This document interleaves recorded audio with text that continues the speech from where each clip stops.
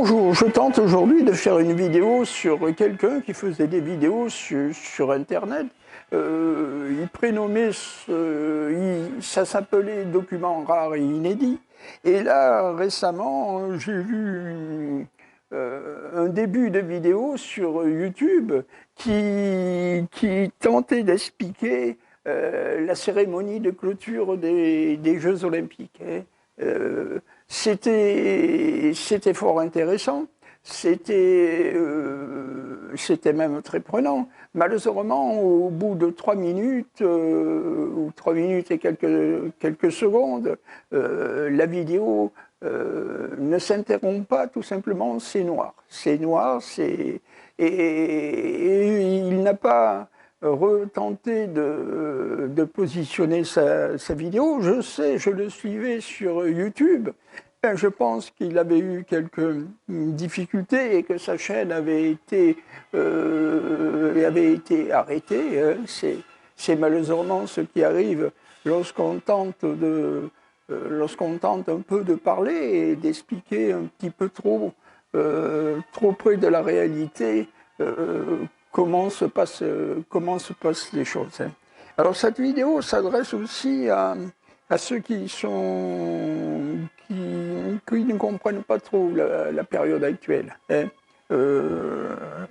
C'est une période où on s'approche. L'humanité s'approche de la grande période. Alors, soit ceux qui sont, comme c'est mon cas, qui croient qu'il y a une sorte de combat entre ce qui est obscur et ce qui est clair, c'est-à-dire, on peut dire différemment, entre le bien et le mal, mais ça, c'est pas une définition qui me plaît, parce que ceux qui emploient le terme aujourd'hui ne l'emploient pas à bon escient. Eh bien, ça fait partie de... Je suis dans le camp de ceux qui croient qu'il y a un combat, ou qu'il va y avoir un combat entre le bien et entre le mal. C'est comme ça. Alors, mais ce n'est pas simplement un combat entre le bien et entre le mal, parce que ça, c'est beaucoup plus difficile à définir. Mais c'est qu'il y a un combat entre ceux qui croient en l'athéisme, qui sont les fervents partisans de l'athéisme, et ceux qui croient à la divinité. C'est ça, c'est comme ça que je vois le moment dans lequel nous vivons. Et pour moi, les cérémonies des Jeux Olympiques 2024 à Paris, ou ceux qui ont eu à Londres, ou ceux qui ont eu lieu ailleurs, et surtout ceux de 2024 en France, parce que c'est récent, eh bien, elle nous indique qu'il y a ce combat, qu'il y aura ce combat entre ceux qui croient et ceux qui ne croient pas. Alors ceux qui ne croient pas, on les reconnaît. Par exemple, Monsieur Laurent Alexandre,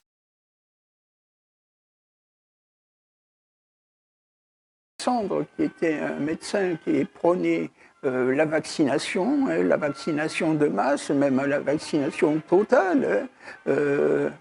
Ça ne veut pas dire que lui se faisait vacciner. Je n'ai pas dit qu'il ne l'a pas fait ou qu'il l'a fait. Mais ça ne veut pas dire que lui le faisait. Mais ça veut dire qu'il prônait cette obsession de vacciner l'humanité, ou le plus grand nombre. Il y a autre chose de curieux dans la position de M. Laurent Alexandre. Dans lui, et ce n'était pas le seul eugénisme qu'il y a, il y en a d'autres.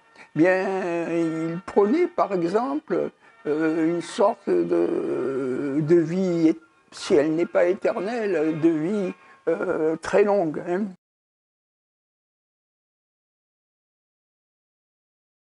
C'est ce qu'il avait été dire lorsqu'il s'est adressé aux étudiants. Je ne sais pas de quels étudiants il avait été parlé, sans doute les étudiants en médecine, je pense, ou bien dans un autre domaine. il a été leur parler de la possible demain longévité, voilà, dans laquelle il croit. Il y en a d'autres qui, sans rentrer dans ce délire, croient tout simplement que s'il y a une longévité, c'est plutôt dans les mains du Créateur. C'est plutôt dans les mains du divin. C'est plutôt là qu'il faut chercher la longévité et pas de l'autre côté. Alors, je pense que tout est lié. Tout est lié. Tout est lié.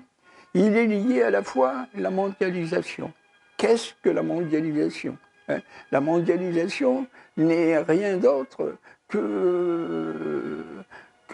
qu'en plus grave ce qui s'est passé pour la création de l'Amérique du Nord. Vous savez que l'Amérique du Nord a été créée par des colons qui ont été envoyés là-bas pour peupler ce territoire. Je pense à mon âme et conscience.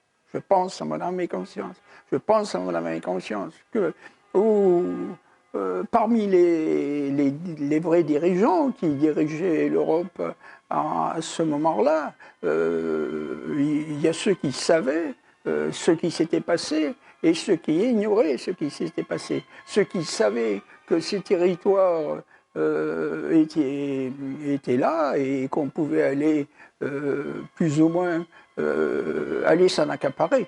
C'est tout ce qu'on peut dire. Après, il y a la thèse de M. Robert Charroux. Je ne crois pas qu'elle soit très connue, cette thèse, mais en tout cas, il l'a évoquée dans un de ses livres. Peut-être deux. Et comme j'ai lu tous les livres de M. Robert Charroux, je m'en souviens. Il a pensé que les États-Unis du Nord, étaient peut-être, que les Amérindiens, donc, qui vivaient là-bas, étaient peut-être les descendants, ou du moins de ceux qui allaient en Amérique du Nord, ceux qui allaient en Amérique du Nord pour y vivre, eh bien, c'était peut-être les descendants de ceux qui avaient vécu là-bas autrefois, c'est-à-dire dans le lointain passé, et avaient survécu parce qu'ils avaient fui d'une façon ou d'une autre la destruction atomique.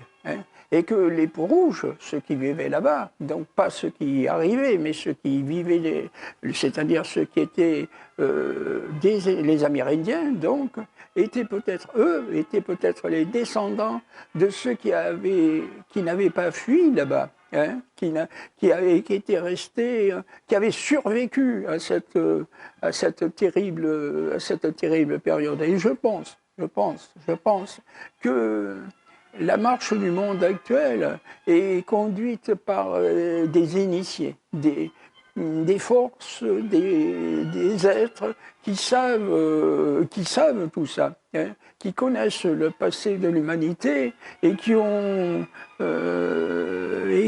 à cœur que ça se renouvelle. Mais quand ils ont à cœur que ça se renouvelle, c'est pas tout à fait exact, parce que lorsque ça a fini, ça n'a pas fini bien pour tout le monde. Et ceux qui justement refusent de croire à la théorie de l'éternel retour, parce que cette théorie de l'éternel retour, pour moi, elle est vraie, elle est véridique. Eh bien, ceux qui refusent de croire à la théorie de l'éternel retour, c'est parce que certainement ils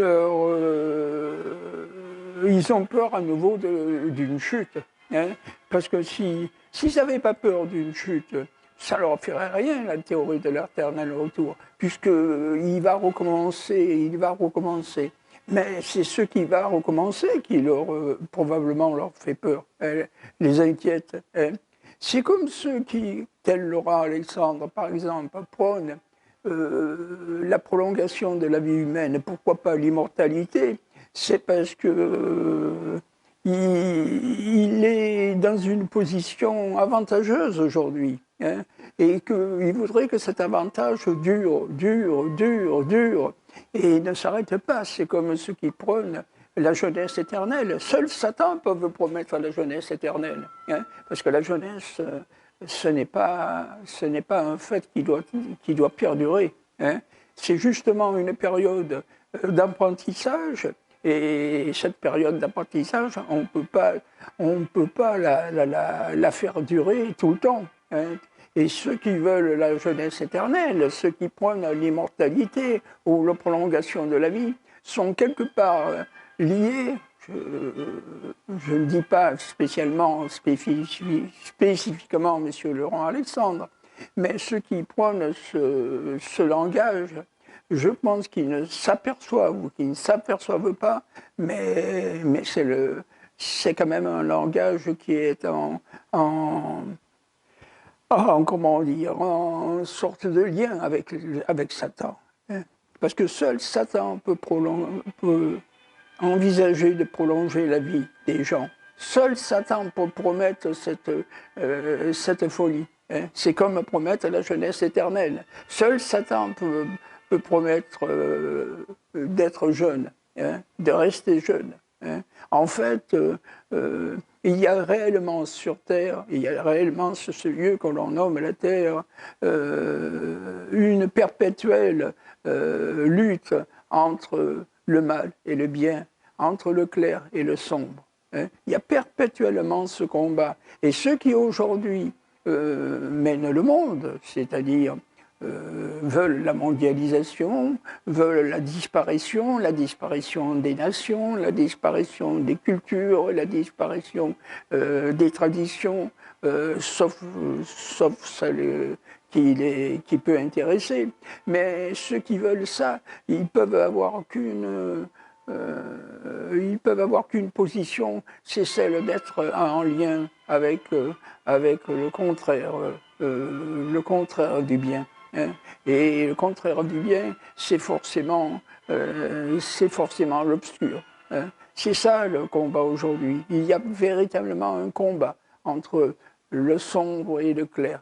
C'est ça qu'il y a, hein. C'est là qu'on a reconnu cette ouverture des Jeux Olympiques et cette fermeture des Jeux Olympiques, hein. Il ne fallait pas voir autre chose. Moi, ça ne m'a pas surpris. Dès que j'ai vu, je n'ai pas regardé les Jeux Olympiques, pas une seconde. Hein, pas une seconde, j'ai regardé ça, parce que je m'attendais à ce qu'il y allait l'avoir, hein, et pour moi, ça n'était pas une surprise, hein, c'était tout simplement qu'une confirmation,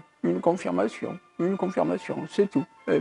Une confirmation qu'il y a réellement un combat entre le bien et le mal. C'est tout, c'est tout.